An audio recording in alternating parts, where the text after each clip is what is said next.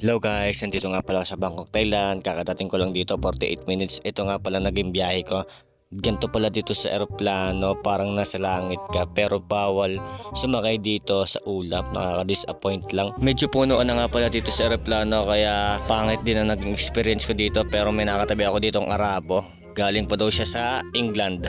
Umiikot pa nga yung eroplano namin dito sa may Star Tollway, para nga naman daw sa Malida. Nang makalapag nga pala kami dito sa Thailand, ay halo-halong emosyon ang nararamdaman ko. Kasi nga may traffic, hindi ko alam kung magiging masaya ba ako na pumunta ako dito sa Bangkok, Thailand. Pero medyo natutuwa din ako kasi tinatraffic pala dito yung eroplano. Habang tinatraffic nga pala ang eroplano namin, may nakita ako ditong sign, bawal daw tumawid pag walang syota. Dumating na nga palang aming eroplano dito sa military hotel. Dito nga pala kami pina-stay ng mga tour guide dahil nalaman nilang ako daw pala ay kasama.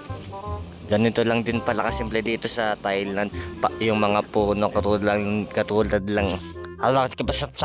Eto na, hindi na bulol. Yung mga puno katulad lang din pala dito sa Pilipinas. May mga green din at saka kulay brown yung puno.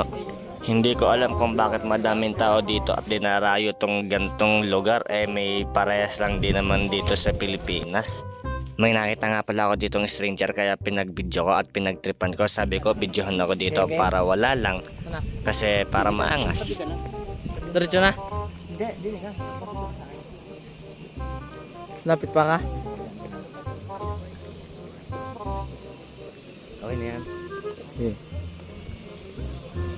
Ayos na yan. May nakita nga pala ako ditong mga grupo nakatambay lang dito sa isang tabi. Napansin ko nyo lagi silang naka-jacket. Mainit naman dito, parang sa Pilipinas lang din.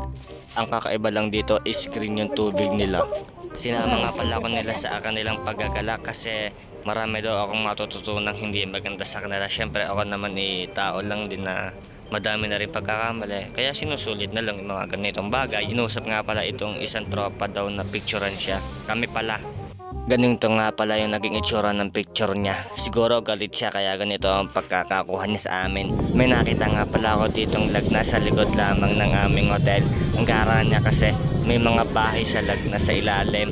Tapos yung may mga ulap doon sa dulo. May ganun din naman sa Pilipinas. Ba't pa kaya ako nakapang? Siyempre dito sa Thailand, shoot ko yung pang Pilipinas. It's more fun in the Philippines. I love the Philippines na lang. Ganito nga palang itsura ng Thailand sa hapon, mga bandang alas 4. Parang sa Pilipinas lang din naman, no?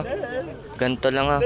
May mga damulhan lang din na pwedeng takbuhan ng mga bata. Tapos may isa ditong nung nagdilim nga pala ay naman ka nga pala kami din sa tubig ko lang. Nakakamangha lang din naman na katulad lang din ng bangka dito sa Pilipinas. Magkagaya, pati sagwan gayang-gaya. Nung sumisikat na nga palang araw ay binidyohan ko ito ng ganito kaganda dito sa Thailand.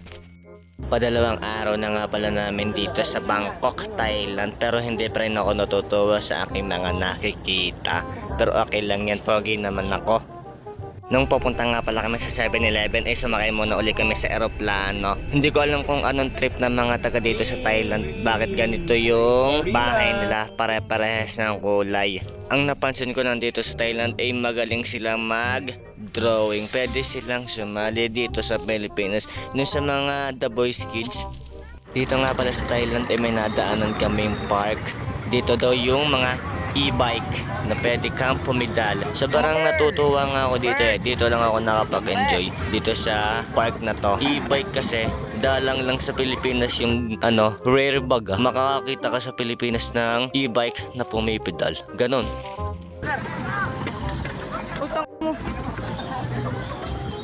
Dito nga pala sa Thailand ay lagi may nagsisilab tuwing hapon. Hindi ko alam kung bakit naging tourist spot itong ganitong lugar. Lagi lamang may nagsisilab. May mga tao pa ditong kagala-gala, hindi sila nagpe-face mask. Ang tawag sa Pilipinas dito, smog. Kapunta pa sa Thailand, kala mo naman ay agonsilyo lang dahil sa smog. Yun lang, maraming salamat.